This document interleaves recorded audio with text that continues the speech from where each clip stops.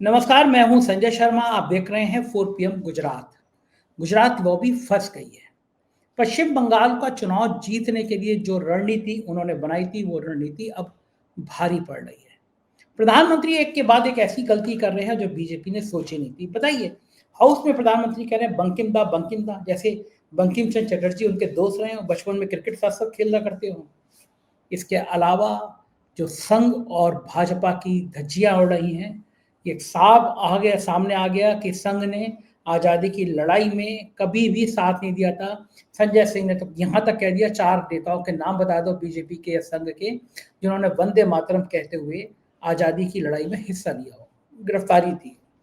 अभय दुबे जी से बहुत रोचक बातचीत हुई है, लेके चलता हूँ अभय दुबे जी के पास। आपसे रिक्वेस्ट है, चैनल को सब्सक्राइब करना और ना ज्वाइन करना ना भूलें। चलते हैं अभय दुबे जी के पास। 4 पीएम न्यूज नेटवर्क में स्वागत है अभय दुबे जी आपका। मुझे लग रहा है कि जो संसद में बातें हो रही हैं वो शायद भारतीय जनता पार्टी को भारी लग रही हैं, और भारतीय जनता पार्टी को लग रहा है कि बेकार में वंदे मातरम के मुद्दे पर बंगाल के चुनाव को लेकर जो बहस छेड़ी, उसने कहीं ना कहीं भारतीय जनता पार्टी और संघ को बेनकाब कर दिया। कांग्रेस ने कहा है कि आरएसएस और भारतीय जनता पार्टी का गीत अलग है। कांग्रेस का गीत वंदे मातरम में हर बार कांग्रेस सालों से ये गीत अपने हर अधिवेशन में गाती रही है। उन्होंने कहा है कि आरएसएस की किताब मनुस्मृति है और कांग्रेस की किताब संविधान है। खड़गे जी ने बहुत तेज हमला बोला, कहा कि हिंदू महासभा और आरएसएस ने स्वतंत्रता संग्राम में भाग नहीं लिया था। ये जो बातचीत हो रही है आज, मनीष तिवारी का भाषण, राहुल गांधी का चुनाव आयोग पर हमला, संविधान की मूल भावना से किस तरह आरएसएस ने और बीजेपी के लोग खिलवाड़ कर रहे हैं, इन सब मुद्दों पर चर्चा हुई। कहीं ना कहीं ये बात तो लगभग अब देश के सामने साबित हो रही है कि जब आजादी का आंदोलन था, उसमें राष्ट्रीय स्वयंसेवक संघ ने हिस्सा नहीं लिया था। इन आरोपों की अगर पुष्टि हो रही है, संसद में ये बातें अब खुलेआम कही जा रही है, तो क्या ये बीजेपी को बैकफुट पर आने को मजबूर करेगी? क्योंकि बात साबित हो रही है कि अगर लंबे समय तक आरएसएस के मुख्यालय में तिरंगा नहीं फहराया गया, वहां तिरंगे की जगह उनका भगवा ध्वज था, वो तिरंगे का सम्मान नहीं था। ये बात जग जाहिर हो रही है कि संघ और भाजपा अभी भी मनुस्मृति का समर्थन करते हैं, खुल के मनुस्मृति का विरोध नहीं करते हैं, जबकि मनुस्मृति पूरी खुले तौर पर पिछड़ों और दलितों का अपमान करती है। ये सारी बातें जब सामने आ रही हैं, तो कहीं भाजपा और संघ को लग रहा होगा कि ये मुद्दा गलत छेड़ दिया गया। आपका क्या मानना है? देखिए, आपने जो बातें कही हैं वो सब बातें सही हैं। मैं इसमें कुछ बातें और जोड़ता हूं एक दूसरे दृष्टिकोण से। देखिए, भारतीय जनता पार्टी के बंगाल में नेता हैं शुवेंदु अधिकारी। वो पहले ममता बनर्जी के साथ थे। ममता बनर्जी से उनका झगड़ा हो गया, वो भारतीय जनता पार्टी में चले गए। शुवेंदु अधिकारी जो भी हो, भाजपा में हो चाहे टीएमसी में हो, हैं तो बंगाल के ही। और जब वो टीएमसी में थे तो ममता बनर्जी के बड़े चहेते हुआ करते थे शुवेंदु अधिकारी, बहुत। तो शुवेंदु अधिकारी को चाहिए कि वो नरेंद्र मोदी को ये सिखाएं कि भारत बंगाल की संस्कृति होती क्या है। अमित शाह को सिखाएं कि बंगाल की संस्कृति होती क्या है। इन दोनों गुजरातियों को ये पता ही नहीं है कि बंगाल क्या है। इसीलिए पिछली बार नरेंद्र मोदी जब मंच पर खड़े होकर दीदी ओ दीदी बोलते थे, तो ममता बनर्जी ने उसके जवाब में नारा दिया, खेला होवे, और ये दोनों ध्वस्त हो गए। इस बार नरेंद्र मोदी एक नया नुक्ता लेके आए, और वो संसद में जब बोल रहे थे नरेंद्र मोदी, तब वो बंकिम दा बोल रहे थे। बंगाल में बंकिम दा किसको बोला जाता है? अगर हम दोनों बंगाली होते तो आप मुझसे अभय दा बोलते, क्योंकि मैं थोड़ा उम्र में ज्यादा हूं और तजुर्बेकार हूं, तो आप मुझसे अपने संबंधों के नाते अभय दा बोलते। लेकिन अगर मैं 200 साल पहले पैदा हुआ होता तो आप मुझसे अभय दा नहीं बोलते। आप समझ रहे हैं ना? जब बंकिम चंद्र चटर्जी पैदा हुए थे, कल्याण बनर्जी ने क्या कहा टीएमसी के नेता ने बोलते हुए? उन्होंने कहा कि जब बंकिम दा थे तो नरेंद्र मोदी के ग्रैंडफादर भी पैदा नहीं हुए थे। और ये वहां पे अपने भाषण में बंकिम दा बोल रहे थे, जैसे कि ये उनके एक कोई वरिष्ठ दोस्त हों, ये कुलीग हों, भाई हो, हाँ। कुलीग हों उनके। तो आप इससे अंदाजा लगा सकते हैं कि नरेंद्र मोदी को बंगाल की संस्कृति के बारे में कुछ नहीं पता। भारतीय जनता पार्टी यही समस्या दक्षिण भारत में इस समस्या का सामना करती है। दक्षिण भारतीय संस्कृति के बारे में मुझे कुछ नहीं पता, इसीलिए वहां पर इनकी बड़ी पिटाइयां होती हैं।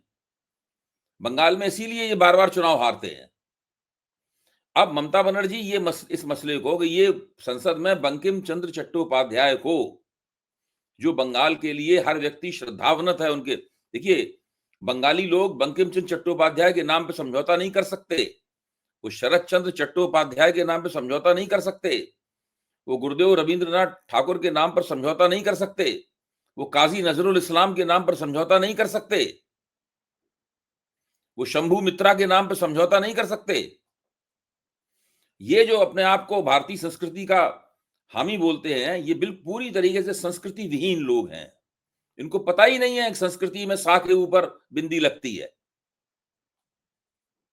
उसके बाद आधा सा बनता है, पता ही नहीं है संस्कृति कैसे लिखी जाती है। तो ये वो लोग हैं जो वहां बंकिमदा नरेंद्र मोदी कर रहे हैं, जिनको शर्म नहीं आती। हम अपने पूर्वजों के बारे में दादा करके बोलते हैं, फिर जब इनको किसी ने भाषण देते समय किसी ने बीच में चेतावनी दी तो फिर ये थोड़ा उन्होंने अपने आप में संशोधन किया। लेकिन ममता बनर्जी इस तरह के, नरेंद्र मोदी ने वहां गुफअप किया है लोकसभा में, इसका ममता बनर्जी बहुत फायदा उठाएंगी जब विधानसभा का चुनाव होगा उस वक्त। पहली बात तो ये है, ये इनकी वंदे मातरम पे जो बहस में जो हासिल करना चाहते थे, वो गोट उनकी पूरी तरह पिट गई। प्रियंका गांधी ने इनकी गोट पीट दी और बाद में और भी जो भाषण हुए उनमें बिल्कुल इनके धुर्रे उड़ा दिए गए। ये सब इनका नहीं चलेगा। केवल अगर गोदी मीडिया नहीं होता तो आज ये बिल्कुल जवाब देने की स्थिति में नहीं होती। गोदी मीडिया के कारण ये हर बार ये लोग बच जाते हैं। एक चीज तो है अभय जी, दूसरा सबसे बड़ा जो आज जो सवाल पे संसद में बहस हुई, खासतौर से लोकसभा में बहस हुई, वो थी चुनाव सुधारों के बारे में। और उसमें मैं मानता हूं कि कांग्रेस के इतिहास में दो सबसे बेहतरीन भाषण वहां पर दिए गए। एक भाषण दिया मनीष तिवारी ने, दूसरा भाषण दिया राहुल गांधी ने। पहले मनीष तिवारी ने भाषण दिया, पर उसी सिलसिले को आगे बढ़ाते हुए राहुल गांधी ने समस्या के माथे पे कील ठोक दी, जबरदस्त भाषण दिया। और राहुल गांधी ने मांग की कि विपक्षी नेताओं को, विपक्षी पार्टियों को और उनके विशेषज्ञों को ईवीएम की जांच करने की इजाजत दी जानी चाहिए। ईवीएम के अंदर घुस के देखने की इजाजत दी जानी चाहिए कि उसका इलेक्ट्रॉनिक आर्किटेक्चर क्या है, उसके अंदर कौन सा सॉफ्टवेयर पड़ा है, कौन सी प्रोग्रामिंग पड़ी हुई है जिसके जरिए वोट पड़ते हैं। भाई वोट तो आपने भी डाला, हमने भी डाला वोट। हम तो जाके क्या करते हैं, जो जिस निशान पे चाहते हैं बटन दबा देते हैं। भाई हमने बटन दबाया तो हमारा वोट वहां गया कि नहीं गया जहां के लिए हमने बटन दबाया था। ये कैसे तय होगा?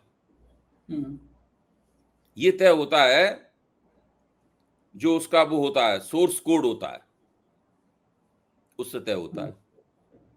तो मनीष तिवारी ने कई साल पहले सरकार से पूछा था कि भाई ईवीएम का सोर्स कोड क्या है, बताइए। सरकार ने तो आज तक नहीं बताया। यही बात उन्होंने संसद में कही। और राहुल गांधी ने कहा कि बताइए कि हमारे जो एक्सपर्ट हैं, हमारे जो इलेक्ट्रॉनिक एक्सपर्ट हैं, वो ईवीएम की एक्सेस उन्हें कैसे मिलेगी। हम चेक करेंगे या कि ईवीएम में क्या है। और जब तक हमें चेक करने की इजाजत नहीं मिलती कि ईवीएम में क्या है, तब तक ये चुनाव स्वतंत्र निष्पक्ष नहीं हो सकता। ये ईवीएम हैकिंग से अलग तरह का मामला है।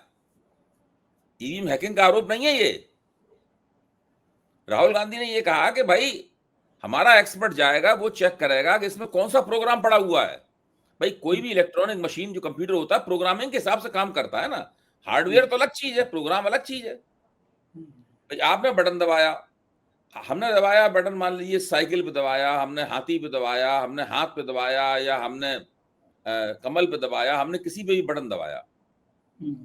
ये कैसे सुनिश्चित होगा कि हमारा वोट वहीं गया जहां हमने बटन दबाया? ये वो सॉफ्टवेयर, वो प्रोग्रामिंग तय करेगी। जो उसमें प्रकट होता है वीवीपैट में, वो तो वो बटन दबाना, हमने जिस बटन दबाया उसी का चित्र आ जाता है उसके अंदर। तो उससे कोई गारंटी नहीं है कि हमारा वोट वहां गया। हो सकता है हमने किसी पे बटन दबाया हो, वोट कहीं और गया हो, हमें पता ही ना हो। और वीवीपैट बता रहा है वही जो आपने बटन दबाया। राहुल गांधी ने ये डिमांड की है आज लोकसभा में। और ये चीज राहुल गांधी की डिमांड कोई मानने वाला तो है नहीं। आप क्या समझते हो, चुनाव आयोग क्या कूद के कहेगा भाई हम आपकी मांग मानते हैं? ऐसा नहीं है, कभी नहीं मानेगा। कभी नहीं मानेगा। तो वो अभी तो वहां पर आपस में चर्चा हो रही होगी सरकार और चुनाव आयोग के एक्सपर्ट में उनमें कि भाई क्या किया जाए इसके ऊपर। तो वो राहुल गांधी वो ये लेकिन संसद के रिकॉर्ड में दर्ज तो हो गया ना। अब आने वाली पीढ़ियां जब देखेंगी कि भारतीय लोकतंत्र को किस तरह तबाह और बर्बाद किया गया, तो वे इस बहस के हवाले से पता लगाएंगी कि इस तरह तबाह और बर्बाद किया गया। आज की बहस जो है ना, इसमें सब बहुत बड़ी, ये बहुत बड़ी, मैं इसको बहुत बड़ी उपलब्धि मानता हूं आज की बहस की, और ठीक इसको बात है। समझना जरूरी है। राहुल गांधी ने 2-3 बातें और कही महत्वपूर्ण, मेरे ख्याल से वो भी इसका मैं जिक्र कर दूं, लाभ उठा के आपकी उदारता का। वो ये है, राहुल गांधी ने कहा कि भाई अगर आपको वास्तव में चुनाव सुधार करना है तो आपको 2-3 काम करने चाहिए, बहुत ही सीधे और सरल काम है, इनमें कोई पेचीदगी नहीं है। पहला काम यह है कि आप ये जो ये है आपका क्या कहते हैं इसको, जो आपने सीसीटीवी की फुटेज खत्म करने का जो आपने कानून बना डाला, इस कानून को खत्म कर दीजिए और सीसीटीवी फुटेज को खत्म करने की बजाय उसको मेंटेन कीजिए। ये आपके लिए बहुत जरूरी है। दूसरा, चुनाव से 1 महीने पहले आप हर राजनीतिक दल को जो जो जो मतदाता सूची है उसकी मशीन रीडेबल कॉपी दीजिए। पहला काम तुमने बताया मशीन रीडेबल कॉपी दीजिए। दूसरा काम ये बताया कि सीसीटीवी फुटेज को सुरक्षित रखिए, उसको नष्ट मत कीजिए, क्योंकि वो चुनाव का डेटा है, कौन वोट डाल रहा है, कौन वोट नहीं डाल रहा है। ये है उसकी। तीसरी चीज ये है कि चुनाव आयुक्तों को जो आपने एक वो दिया है, इम्यूनिटी दी है। उनके मुकाबले कानून से इम्यूनिटी दी है, उनके खिलाफ कोई एक्शन नहीं हो सकता, इस इम्यूनिटी खत्म कीजिए। और चौथा ये है कि हमें ईवीएम में झांकने की इजाजत दीजिए। हम ईवीएम की तफ्तीश करेंगे पूरी, खुर्दबीन लेके अंदर घुसेंगे और देखेंगे इसमें है क्या इसके अंदर। उन्होंने ये 4 मांगे रखी। ये पहली बार ये मांगे, हम लोग सब इन पर चर्चा करते रहते हैं, पहली बार ये संसद के इतिहास में ऑफिशियल रिकॉर्ड में ये दर्ज हो गई है मांगे। ये ठीक है, और कोई गलत भी नहीं है इसमें, ऐसी कोई मांग भी नहीं है जो गलत हो।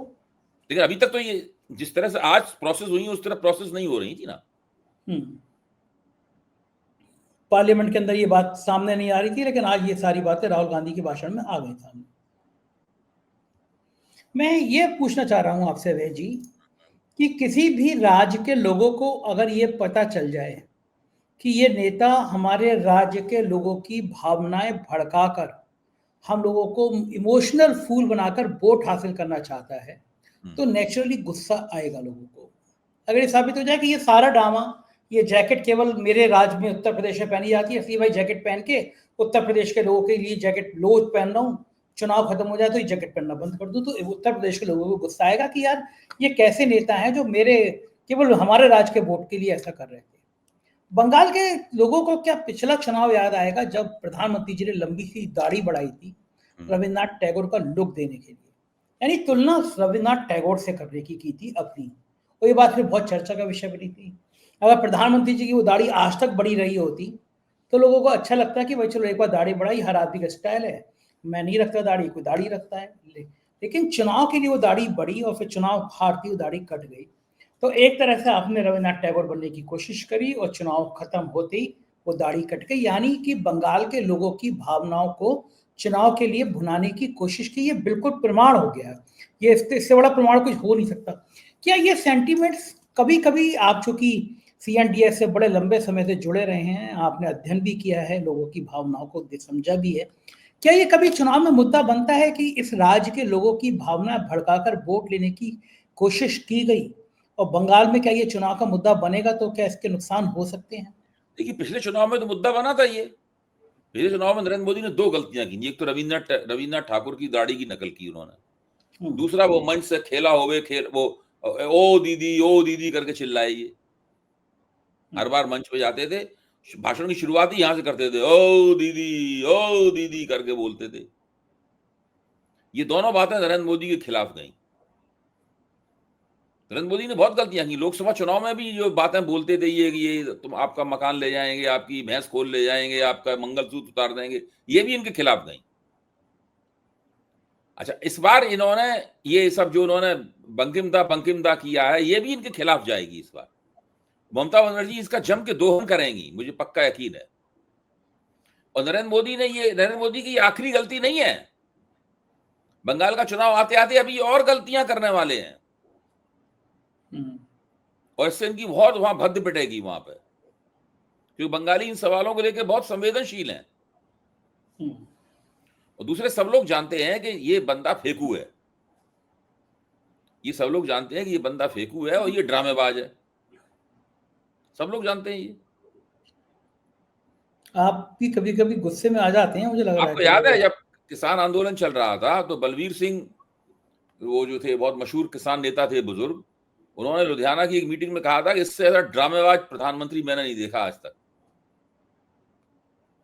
तो इनका व्यक्तित्व तो बड़ा नाटकीय है, और कभी कभी जनता का मनोरंजन भी होता है इससे। भेष बदल के जाते हैं हर जगह। नागालैंड में जाएंगे, नागाओं जैसी पोशाक पहन लेंगे, वहां पे वहां जाते हैं, पंजाब में जाते हैं तो पगड़ी बांध लेते हैं, और हर जगह कहते हैं कि हमारा इस जगह से पुराना नाता है। ये तो बहुत नरेंद्र मोदी की ड्रामे। भारत की जनता मजा लेती है भाई। भाई भरत मुनि के नाट्य शास्त्र वाली धरती है ना ये। सबसे पुरानी नाटक की थ्योरी तो हमारे ही पास है, तो हजारों साल पहले बनी थी। तो वो इनका जो इनकी नाटकबाजी है, जनता खूब मजे लेती है उसको। बंगाल के एक तो गलतफहमी ये है कि अभी नाटकबाजी की वजह से जीतते हैं। ये जिन वजहों से जीतते हैं वो वजह दूसरी है। मैं हमेशा कहता रहा हूं, न ये हिंदू बनाम मुसलमान करने से जीतते हैं, न ये नरेंद्र मोदी की नाटकबाजी से जीतते हैं, न ये नरेंद्र मोदी की लफाजी से जीतते हैं। ये दरअसल इस देश में जो पिछले 60-70 साल में जिस तरह से सरकारें चली हैं, उससे एक जो लोगों में परिवर्तन की भावना पैदा हुई थी, उसकी भावना का अंतिम दौर है ये। उसकी वजह से ये 2 चुनाव जीत गए और तीसरे चुनाव में इनका बहुमत चला गया। पतन शुरू हो चुका है इनका। अब ये बचेंगे नहीं। ममता बनर्जी को हराना इनके लिए नामुमकिन है। अच्छा, प्रियंका गांधी ने ये जो कहा हाउस में कि अब प्रधानमंत्री पहले जैसे नहीं रहे, वो कमजोर दिखते हैं, उनकी कार्यशैली पहले जैसी नहीं रही है, कमजोर दिखने लगे। और ये बात बड़ी कॉमन सी है, भली वो बिहार चुनाव जीत गए हों, लेकिन जो शैली थी कि एक अकेला सब पर भारी, वो शैली धीरे धीरे कम हो गई। शायद ट्रंप के हमले ने कम करी, ऑपरेशन ये तो सिंदूर कहते की भी नहीं है ये। सफलता ने कम की। नरेंद्र मोदी जानते हैं कि वो अब आखिरी दौर में हैं अपने राजनीतिक जीवन के। ये बात सही है कि 3 चुनाव जीतने के बाद में थोड़ा सा इनको एक जीवनी शक्ति और मिल गई है, थोड़ी सी। तो अभी इन्हें महसूस हो रहा होगा कि अभी उनमें काफी दम बाकी है और अभी वो और खिंच जाएंगे। तो 2029 तक खिंच जाने की ताकत इन्हें मिल गई है इन्हें, क्योंकि 3 चुनाव जीत गए, ऐसे चुनाव जिनको जीतने की उम्मीद नहीं थी किसी को। और अभी बिहार के चुनाव के नतीजे ऐसे आए तो क्यों आए, इसके ऊपर डेटा एक्सपर्ट बड़ा काम कर रहे हैं। जल्दी ये भी निकल के आएगा तथ्य कि उन्होंने बिहार चुनाव में क्या क्या चोरियां की, कितनी सीटें लूटी इन्होंने, ये सब सामने आएगा। एक चीज, बड़ी चीज अभय जी, ये बात भी सामने आ रही है कि बंगाल में मुसलमानों के वोट विभाजित करने की बहुत सुनियोजित रणनीति बनाई जा रही है। मुर्शिदाबाद में एक मशहूर सिंगर अरिजीत का भी घर वहाँ पे है, लेकिन मुर्शिदाबाद अब बाबरी मस्जिद के निर्माण और उसको हटाने की प्रतिज्ञाओं के साथ गोदी मीडिया दिन रात उसको दिखाने में लगा हुआ है। ये मैसेज दे रहा है कि देखो मुर्शिदाबाद में बाबरी मस्जिद बन रही है, यानी ममता बनर्जी इनडायरेक्ट भी मुसलमानों को सपोर्ट कर रही है। तो विधायक को निकाल दिया ममता बनर्जी ने, लेकिन शुभेंदु अधिकारी कह रहे हैं कि ये भी ड्रामा है ममता बनर्जी का। क्या उस ड्रामे से मुसलमान वोटों को बांट पाएंगे, ओवैसी जाएंगे, और जो विधायक है? कोशिश तो है इनकी कोशिश दोहरी है।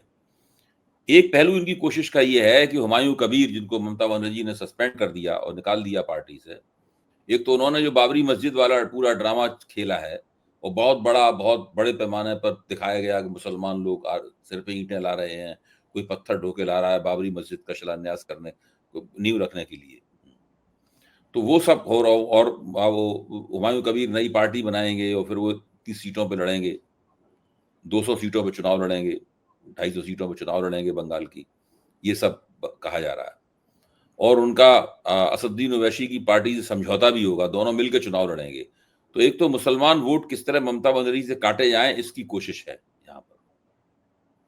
दूसरी तरफ बीजेपी मुसलमानों के बीच में ये प्रचार करेगी कि ममता बनर्जी तो भाई सपोर्ट नहीं कर रही इनको, हुमायूं कबीर को बाबरी मस्जिद बनाने के लिए। हिंदुओं को भी ये प्रसार करेंगी ममता बनर्जी जो को विरोध नहीं कर रही है बाबरी मस्जिद बनाने का। इस तरह करके हिंदू प्रतिक्रिया भी हो और मुसलमान वोट भी कटें, दोहरा खेल बीजेपी खेल रही है। लेकिन ममता बनर्जी बहुत कुशल नेता है, उन्होंने बहुत होशियारी से पहले ही इनको सस्पेंड कर दिया था, मुअत्तल कर दिया था पार्टी से। तो ज्यादा ये बात चलेगी चलाएगी नहीं, भाजपा अपनी तरफ से कोशिश कर रही है कि ज्यादा बनेगी नहीं। कुल मिलाकर नरेंद्र मोदी की कोशिश ये है कि कहीं ना कहीं से कोई ऐसा नुक्ता उन्हें बड़ा मिल जाए जिससे ये बंगाल के चुनाव में एक बढ़िया धमाकेदार रंगीन किस्म की एंट्री मार सके और फिर मंच पे खड़े होकर को डायलॉग बाजी करें। जो डायलॉग बाज नेता है,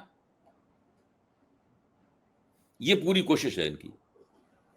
क्या लग रहा है ये कोशिश कामयाब हो पाएगी क्या इस मुहिम तक, भाई मुकाम तक सबसे डिफिकल्ट, देखिए भाजपा के लिए सबसे जो कठिन जगह है वो बंगाल है, तमिलनाडु है, केरल है, ये सबसे कठिन जगह है। पंजाब है, ये भाजपा के लिए सबसे कठिन प्रांत है।